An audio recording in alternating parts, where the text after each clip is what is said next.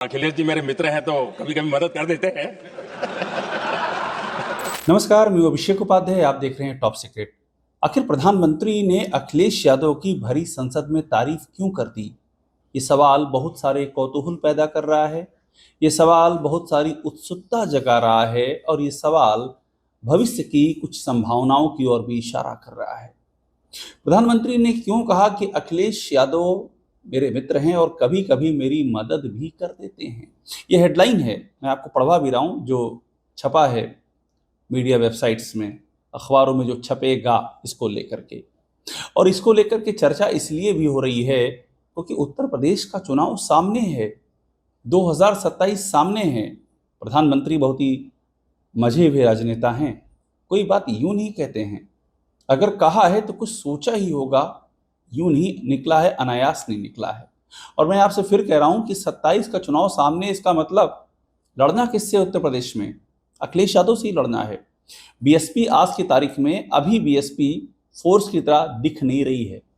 ये हो सकता है कि बहन जी आने वाले वक्त में कुछ चमत्कार कर दें, जब वो बात सामने आएगी तब उस पर बात करेंगे। पर आज की तारीख में समाजवादी पार्टी वो पार्टी है जिसने बीजेपी को हराया है लोकसभा में, 33 सीटों पर समेट दिया, बीजेपी को मेजॉरिटी से दूर कर दिया। बीजेपी अपने दम पे मेजॉरिटी अगर नहीं पा पाई, उसमें किसी का सबसे बड़ा योगदान है तो वो समाजवादी पार्टी का है। इसके बाद भी प्रधानमंत्री क्यों कह रहे हैं कि अखिलेश यादव मेरे मित्र हैं और कभी कभी मेरी मदद कर देते हैं? इसके संकेत क्या हैं? शुरुआत आते हैं उत्तर प्रदेश पर, और आप यहां से समझना शुरू कीजिए प्रधानमंत्री के इस बयान के मायने क्या हैं। यूपी के हालातों से क्या प्रधानमंत्री खुश हैं? ये बड़ा सवाल है। ये आप जब इस सवाल पर विचार करेंगे तो प्रधानमंत्री के इस बयान की गुत्थी सुलझ जाएगी। यूपी में सरकार तो बीजेपी की है, फिर प्रधानमंत्री खुश क्यों नहीं है? ये बड़ा सवाल पैदा होता है। प्रधानमंत्री खुश नहीं है, अब आप कहेंगे ये कैसे कह सकते हैं? इसका सीधा सा जवाब ये है कि प्रधानमंत्री ने यूपी को एकदम छोड़ दिया है। कोई यूपी पर उनका आज की तारीख में कोई इंटरवेंशन दिखाई नहीं देता है, जबकि उत्तर प्रदेश इस समय आंतरिक असंतोष से घिरा हुआ है।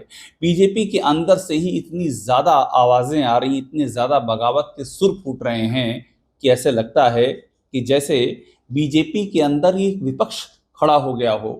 प्रधानमंत्री का कोई इंटरवेंशन नहीं है। दोनों डिप्टी सीएम की योगी आदित्यनाथ से नहीं बन रही है। योगी आदित्यनाथ सबसे भिड़े जा रहे हैं, डिप्टी सीएम से भिड़े जा रहे हैं, प्रदेश अध्यक्ष से नहीं बनने की खबरें आ रही हैं। अपने ही मंत्री धरने पर बैठ रहे हैं, अपने विधायक आवाजें उठा रहे हैं। इस सरकार पर जातिवाद के बहुत ही गंभीर आरोप हैं। प्रधानमंत्री जिस सोशल इंजीनियरिंग के जरिए उत्तर प्रदेश को बीजेपी के पाले में लेकर के आए थे, आरोप है कि योगी आदित्यनाथ ने उसे चिंदी चिंदी बिखेर दिया है। एक ही जात का जलवा है, ये आरोप है। दलितों की सुनवाई नहीं है। दलित अत्याचारों में ऐसा दिखता है कि रिकॉर्ड टूट चुका है। प्रधानमंत्री क्यों नहीं बोल रहे हैं? ये बात समझिएगा, यहीं से बात समझ में आएगी। सनातन के सर्वोच्च शिखर शंकराचार्य से योगी आदित्यनाथ भिड़ गए। ये वो शंकराचार्य हैं, स्वामी अमृतेश्वरानंद, जिनके पैर छुए थे प्रधानमंत्री ने। आपको याद होगा अंबानी परिवार में जब वैवाहिक कार्यक्रम था, प्रधानमंत्री ने कैमरे के सामने पैर छुए थे, देश ने देखा था। ऐसे में अगर उनकी ही पार्टी का एक मुख्यमंत्री लगातार शंकराचार्य से उलझ रहा है तो उनको इंटरवीन करना चाहिए। इसलिए भी करना चाहिए क्योंकि जिस श्री विद्या मठ की बात चल रही है, जहां पर इस तरह के आरोप लगाए गए शंकराचार्य पर, जो बड़े ही बेबुनियाद प्रथम दृष्टया प्रतीत होते हैं, वो वाराणसी में है जहां से प्रधानमंत्री सांसद हैं। क्यों नहीं प्रधानमंत्री योगी आदित्यनाथ को रोकते हैं कि रुकिए, ये क्या कर रहे हैं? सनातन से भिड़ रहे हैं, हिंदुत्व का वोट बैंक बिखर रहा है। प्रधानमंत्री कुछ नहीं बोल रहे हैं। आप समझिएगा, अखिलेश यादव की तारीफ के पीछे ये सारी बातें आपको ध्यान रखनी होगी। खुद उनकी वाराणसी में मणिकर्णिका घाट पर क्या हुआ था, ये भूल गए क्या आप? किस तरह से वहां पर देवी अहिल्याबाई होलकर की प्रतिमा के टूटने की तस्वीरें सामने आई, किस तरह से मड़ियों के क्षतिग्रस्त होने की तस्वीरें सामने आई। दुनिया भर में बवाल मचा और योगी आदित्यनाथ ने कह दिया कि एआई है। प्रधानमंत्री क्यों नहीं बोले? क्यों नहीं प्रधानमंत्री ने मौके पर जाकर के जायजा लिया इस बात का कि ये क्या हो रहा है? क्योंकि नुकसान तो पीएम को भी उठाना पड़ सकता है। जहां ये सब चल रहा था, वाराणसी दक्षिण की विधानसभा की जो सीट है, वहां पिछली बार प्रधानमंत्री को कुल मिले वोट उनके प्रतिद्वंदी कांग्रेस के अजय राय से थोड़े ही ज्यादा थे। मार्जिन 1 लाख के आसपास, मतलब 1 लाख कुल वोट पीएम को जो मिले वो 1 लाख के आसपास पहुंच गए, इतने कम हो गए। प्रधानमंत्री का अपना मार्जिन घट गया, करीब 1.5 लाख के आसपास का मार्जिन रह गया जीत का। ये सब होने के बाद भी प्रधानमंत्री को इंटरवीन करना चाहिए था। वाराणसी में अभी हाल ही में एक और तस्वीर सामने आई, एक छात्र की वहां गोली मार के हत्या कर दी गई। लॉ एंड ऑर्डर की वाराणसी में रोज शिकायतें आ रही, प्रधानमंत्री नहीं बोल रहे हैं। वाराणसी में बुलडोजर घरों को, मकानों को ध्वस्त कर रहा है, चौड़ीकरण के नाम पे, कभी किसी नाम पर।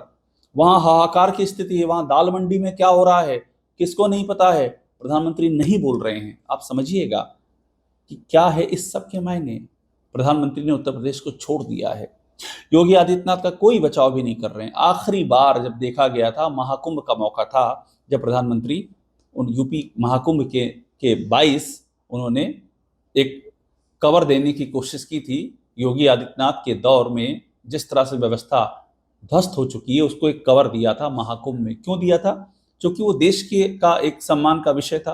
पूरी दुनिया से लोग आए थे, उनकी निगाहें महाकुंभ में थी, और उस महाकुंभ में भी महा अव्यवस्था के आरोप लगे, जाने गई, डेड बॉडी सामने आई। उन डेड बॉडी की गिनती में भी खेल तमाशे करने के योगी आदित्यनाथ पर संगीन आरोप लगे।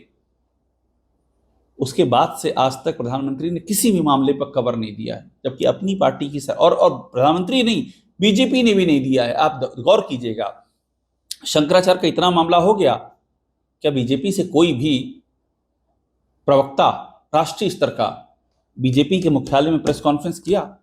क्या उसने प्रेस कॉन्फ्रेंस करके कहा कि योगी आदित्यनाथ सही है, शंकराचार्य गलत हैं? योगी आदित्यनाथ तो विधानसभा में शंकराचार्य से सर्टिफिकेट मांग रहे थे, उनको सपा के शंकराचार्य बोल रहे थे, लेकिन बीजेपी का एक भी राष्ट्रीय प्रवक्ता दिल्ली में योगी आदित्यनाथ के साथ नहीं खड़ा हुआ। यूपी में योगी आदित्यनाथ के साथ कोई नहीं था। ये तो सब जानते हैं कि यूपी में अपनी ही सरकार में उन्होंने एकदम गृहयुद्ध जैसा छेड़ रखा है। जिस शंकराचार्य से वो सर्टिफिकेट मांग रहे थे, उनके ही डिप्टी सीएम केशव मौर्य क्या कह रहे थे? उनको कह रहे थे भगवान शंकराचार्य कह रहे थे। जिन ब्राह्मण भटकों की चोटी खींच खींच के मारा गया था, उन्हीं को उनके ही एक डिप्टी सीएम ब्रजेश पाठक अपने घर बुला करके उन सरीखे ब्राह्मण भटकों का सम्मान कर रहे थे, उनका 101 ब्राह्मण भटकों का पूजन कर रहे थे। सीधा सीधा योगी आदित्यनाथ के चेहरे पर सवालिया निशान उनकी सरकार में लगाया जा रहा था, पर दिल्ली ने यहां भी कोई इंटरवेंशन नहीं किया। अब इस सब चीजों को आप सोचिए और फिर मुद्दे पे आ जाइए। प्रधानमंत्री अखिलेश यादव की तारीफ क्यों कर रहे हैं? ये मैसेज क्या है? यूपी के मद्देनजर ये मैसेज क्या है? और क्या बीजेपी को लगता है कि 27 वो जीत पाएगी? हमारे सोर्सेज ये बताते हैं कि दिल्ली में रिपोर्ट ये है कि एंटी इनकम्बेंसी सबसे अधिक खुद मुख्यमंत्री के चेहरे पर है उत्तर प्रदेश में, जो दिल्ली में रिपोर्ट है। हमारे सोर्सेज ये बताते हैं कि दिल्ली में ये मानना है कि सरकार की एंटी इनकम्बेंसी तो फिर भी हम संभाल लेंगे, लेकिन मुख्यमंत्री के नाम की एंटी इनकम्बेंसी संभालना मुमकिन नहीं है।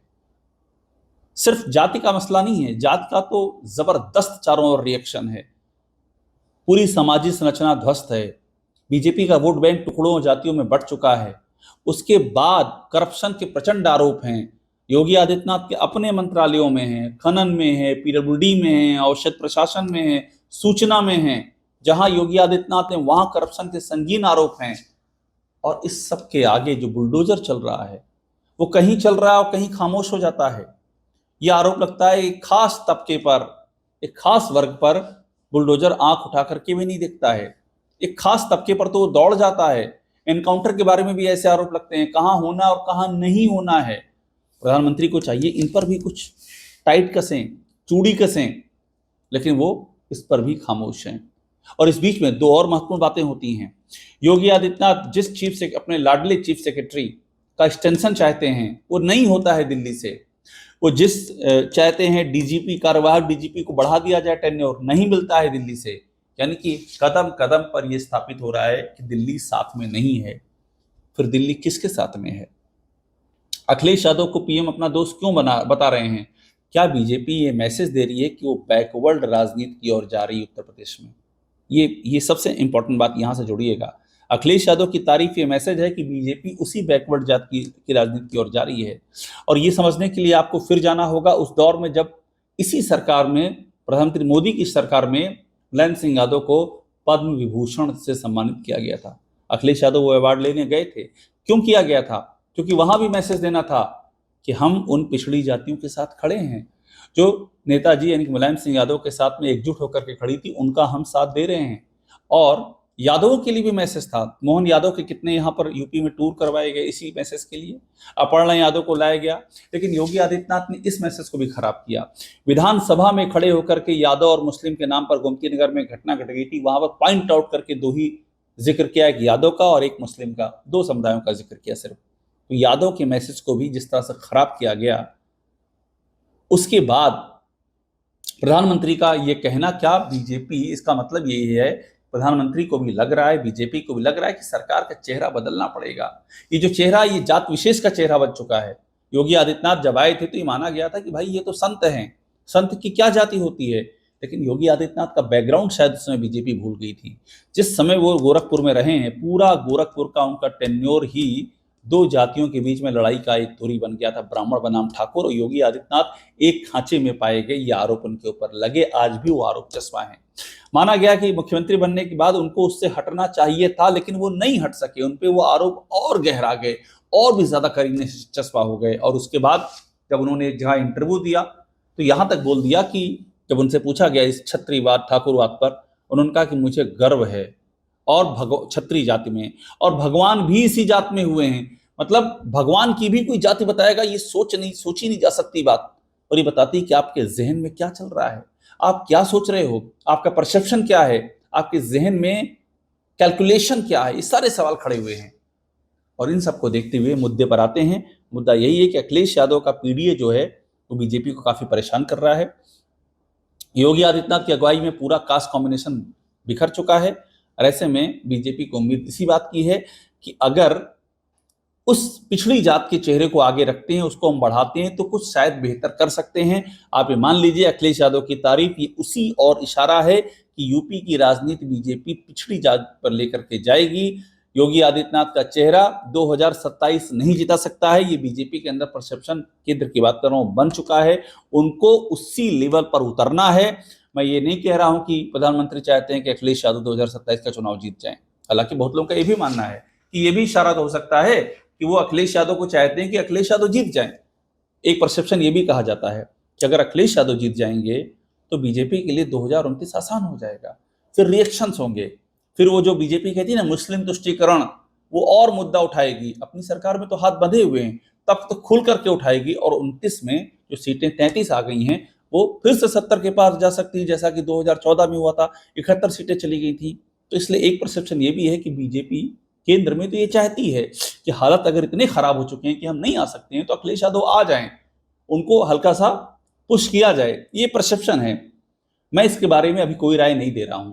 प्रधानमंत्री के कहने का आशय ये है, मैं ये भी नहीं कह रहा हूं, लेकिन इतना जरूर आशय है कि यूपी का चुनाव पिछड़ी जात के आधार पर ही लड़ा जाएगा। और उसका सबसे बड़ा वजह है योगी आदित्यनाथ के ऊपर जो एक जात विशेष का लेबल लगा है, जो इनकी सरकार आकंठ करप्शन के आरोपों में डूबी हुई है, और जिस तरह से बुलडोजर और एनकाउंटर खास जगहों पर चला है, और खास जगहों पर हाथ जोड़ करके तपस्या की शक्ल में आंखें बंद करके बैठ गया है। इसलिए प्रधानमंत्री के अखिलेश यादव की तारीफ करने के मायने बहुत बड़े हैं। अगर आप ध्यान से देखें, राजनीति में हर एक बात को पकड़ना चाहिए। हर एक बात के अर्थ होते हैं, उसके पीछे की सोच होती है, संभावनाएं होती हैं। आप इस प्रधानमंत्री की बात को देखिए और इस बात को एहसास कीजिए कि ये कितनी बड़ी संभावनाओं की ओर इशारा है। यूपी की राजनीति की शक्ल बदलने जा रही है। टॉप सीक्रेट देखते रहिए, लाइक कीजिए, इसे सब्सक्राइब आप जरूर कर लीजिएगा।